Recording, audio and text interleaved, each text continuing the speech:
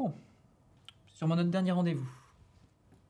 D'après la législation en vigueur, d'ici quelques jours, vous devriez être désenregistré et tout redeviendra comme avant. On va commencer en douceur. Euh, Parlez-moi de ce qui s'est passé ce soir-là, mais faites-le de manière neutre et extérieure. Il y a 3 mois et 7 jours, 2 collègues se sont rapprochés.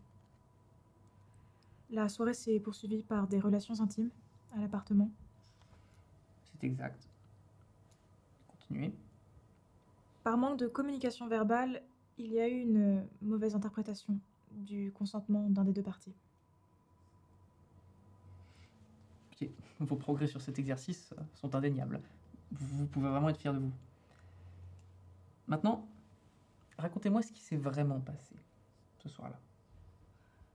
Il y a 3 mois et 7 jours, je suis allée boire un verre avec un collègue dont je m'étais rapprochée.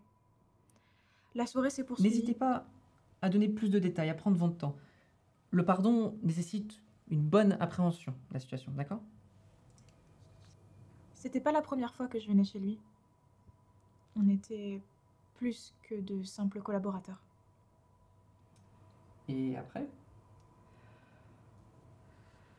On s'est installé au salon. J'étais fatiguée, pas vraiment dans mon état habituel. Il en a profité pour... Il a pas vraiment attendu ma réponse.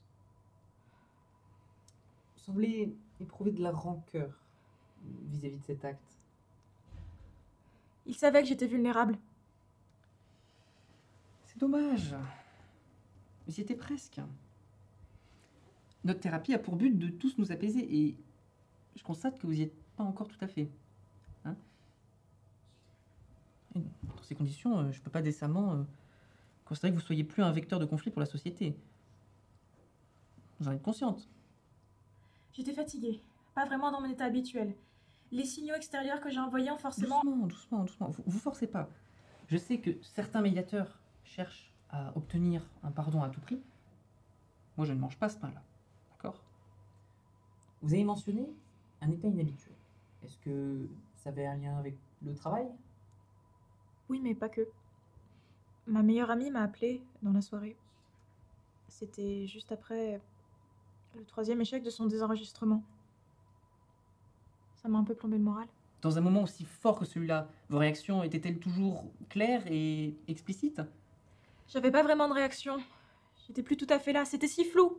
Est-ce que c'était pas aussi difficile pour vous d'exprimer vos émotions que pour votre collègue d'essayer de comprendre et de déchiffrer clairement ce que vous vouliez dire?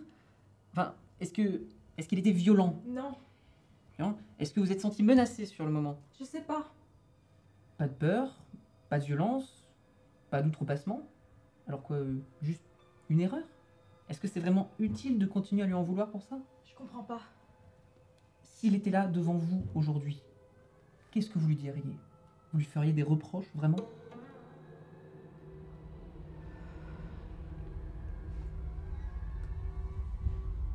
Est-ce que vous pourriez lui pardonner?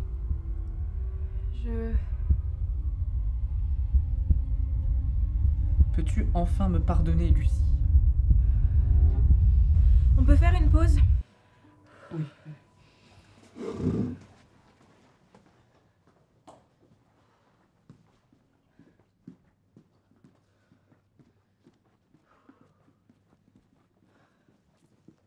Ça va?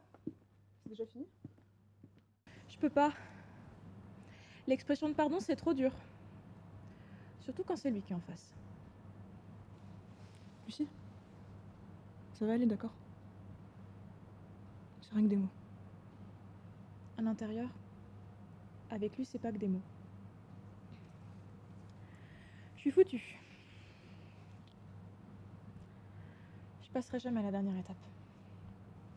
Personne n'a réussi vraiment cette étape.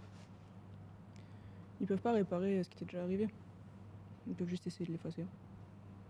C'est pas moi, ça. Je sais bien que c'est pas toi. C'est la loi. C'est injuste. C'est pas une question de justice. C'est un mensonge collectif. Quand on pardonne, il n'y a plus de crime.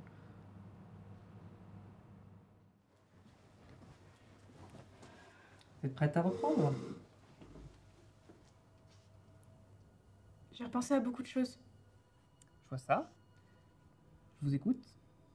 Ce que vous m'avez dit tout à l'heure m'a fait prendre du recul. Et cette blessure, que je croyais ressentir, elle repose pas vraiment sur grand-chose. Et si elle est effectivement pas fondée sur grand-chose, est-ce que c'est vraiment utile de la garder en vous? Non, ça n'a plus de sens. Je vous comprends et je vous pardonne.